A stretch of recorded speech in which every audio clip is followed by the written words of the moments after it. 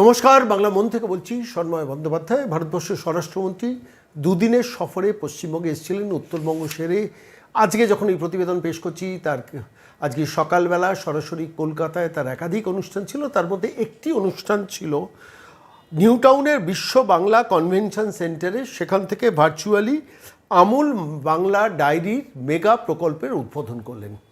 দেখুন, এই মুহূর্তে দাঁড়িয়ে শিল্পায়নের গতি বাড়াচ্ছেন শুভেন্দু অধিকারী সরকার বা পরিবর্তনের সরকার, এগুলো সব ঘটনা।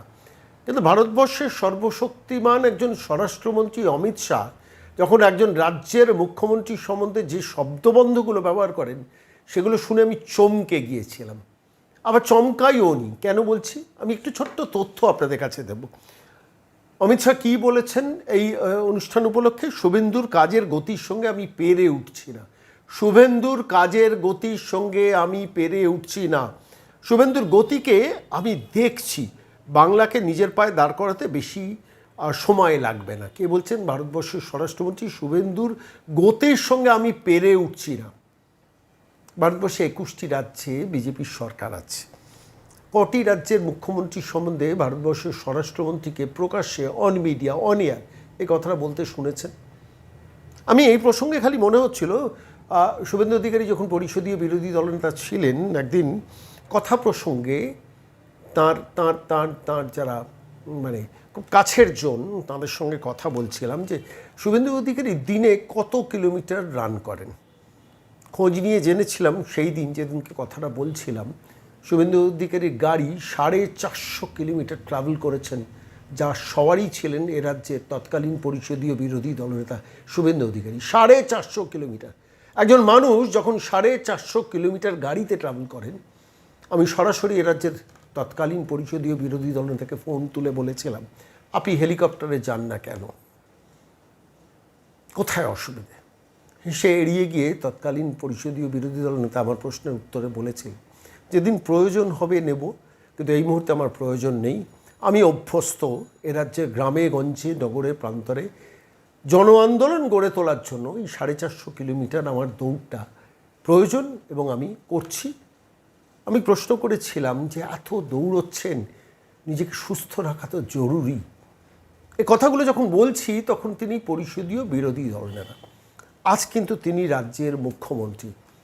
সেই মুখ্যমন্ত্রী গত 70 দিনে যে পরিমাণ দৌড়চ্ছেন, কখনো উত্তরবঙ্গ, কখনো মুর্শিদাবাদ, কখনো মালদহ, কখনো পুরুলিয়া, কখনো দুর্গাপুর, কখনো আবার ছুটে যাচ্ছেন দিল্লি, এই মানুষটির এই গতি দেখে স্তম্ভিত হয়ে গেছেন, অবাক হচ্ছেন। যে মানুষটি, সে মানুষটির নাম হচ্ছে অমিত শাহ, ভারতবর্ষের স্বরাষ্ট্রমন্ত্রী। আজকে যখন এই প্রতিবেদন পেশ করছি, সেদিনই অমিত শাহ কলকাতায় দাঁড়িয়ে মিডিয়ার সামনে এই কথাগুলো উচ্চারণ করেছেন। আমি এই বিষয়টা নিয়ে জানতে চেয়েছিলাম তাঁর মতামত। বিশিষ্ট বিশ্লেষক অধ্যাপক শুভময় মৈত্রর সঙ্গে কথা বলেছিলাম। আপনি কিভাবে দেখছেন এই পুরো বিষয়টাকে? শুভময় মৈত্র আমাদের প্রশ্নের উত্তরে কি বলেছেন শুনুন। শুভময়দা, সন্ময় বলছি। নমস্কার সন্ময়দা, অনেকদিন পর কথা হচ্ছে। অনেকদিন বাদে কথা হচ্ছে। ভারতবর্ষের স্বরাষ্ট্রমন্ত্রী পশ্চিমবঙ্গে এসে এতে একটি বিশেষ অনুষ্ঠানে, সেখানে রবিবার নিউ টাউনের বিশ্ব বাংলা কনভেনশন সেন্টারে একটি কারখানার আনুষ্ঠানিক উদ্বোধন উপলক্ষে আমূল বাংলা ডেয়ারি, সেখানে ভারতবর্ষের স্বরাষ্ট্রমন্ত্রী প্রকাশ্যে একটা কথা বলেছেন। কথাটা প্র্যাকটিক্যালি আমাকে চমকে দিয়েছে। কেন, একজন স্বরাষ্ট্রমন্ত্রী ভারতবর্ষের, তিনি বলছেন এ রাজ্যের মুখ্যমন্ত্রী শুভেন্দু অধিকারীর কাজের গতির সঙ্গে আমি পেরে উঠি না।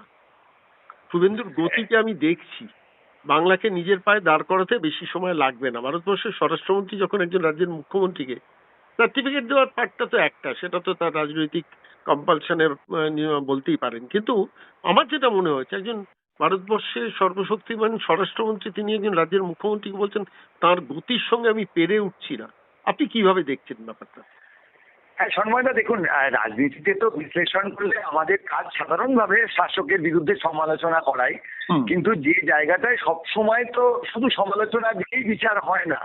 একটা মুশকিল এখন হচ্ছে, সত্যি বিজেপি সরকার কেন্দ্রে এবং রাজ্যে তাদের বিষয়ে প্রশংসার সূচক কিছু বললে হয়তো করে উঠছেন, কিন্তু তবু কয়েকটা আমরা যদি খুঁজে বার করি ইতিবাচক বৈশিষ্ট্য, সেটা হচ্ছে যে শুভেন্দুবাবু কিন্তু গত 5 বছর ধরে বিরোধী নেতা হিসেবে যে লড়াইটা দিয়েছে, তার যে গতিশীলতা, এই বিষয়টা কিন্তু একেবারে দেখার মতো। অর্থাৎ আপনি তার রাজনৈতিক মত সমর্থন করতে পারেন, নাও করতে পারেন, কিন্তু তৃণমূলকে সরানোর জন্যে তার যে ঐকান্তিক প্রচেষ্টা, আমরা তো বিভিন্ন সময় বিজেপি তৃণমূল সেটিং এই ধরনের বহু আলোচনা করি, কিন্তু তার মধ্যে দাঁড়িয়ে বাংলার মানুষকে যে একটা বিশ্বাস দেয়া যে তিনি সত্যিই এই তৃণমূলের সরকারকে উৎখাত করতে চান, এই ব্যাপারে কিন্তু গতিশীলতা পরিষ্কার দেখা গেছে।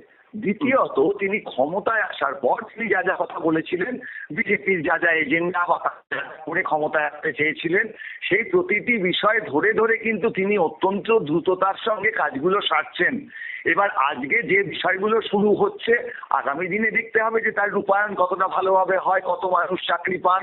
এবং এই যে দ্রুততার জায়গাটি, আজকে অমিত শাহ মহাশয় এসে যে কথাটি বলেছেন, সেটা কিন্তু শুধুমাত্র পারস্পরিক পিস্তুলখানি নাও হতে পারে যে তিনি এসে বিজেপির মুখ্যমন্ত্রীকে প্রশংসার ঢঙে একটা শংসাপত্র দিলেন, এটা নয়। হয়তো তার যে রাজনৈতিক অমিত শাহের, আবার আমি বলি, রাজনীতি নিয়ে বিরোধিতা থাকতে পারে, কিন্তু অমিত শাহের যে দীর্ঘ রাজনৈতিক অভিজ্ঞতা এবং লড়াই, তাকেও তো এক সময় রাজনীতিতে অনেক প্রতিবন্ধকতা পেতে হয়েছে, তিনি লড়াই করেছেন, করে তিনি যে গতিতে করছেন, তাতে নিশ্চয়ই আজকের দিনে শুভেন্দু অধিকারী যে গতিতে তার যে কাজগুলো, যার মধ্যে ইতিবাচক কাজ বলতে একটা বিশেষ করে বলতে হয় যে এই যে কারখানাগুলোর বিষয়ে তিনি যেভাবে লাখ বা আমুল বা যে জায়গা, সেই জায়গাগুলো নিয়ে যেভাবে ভাবছেন, সেই বিষয়গুলোর যে দ্রুততা, সেই বিষয়গুলি কিন্তু সত্যি নজরে পড়ার মতো।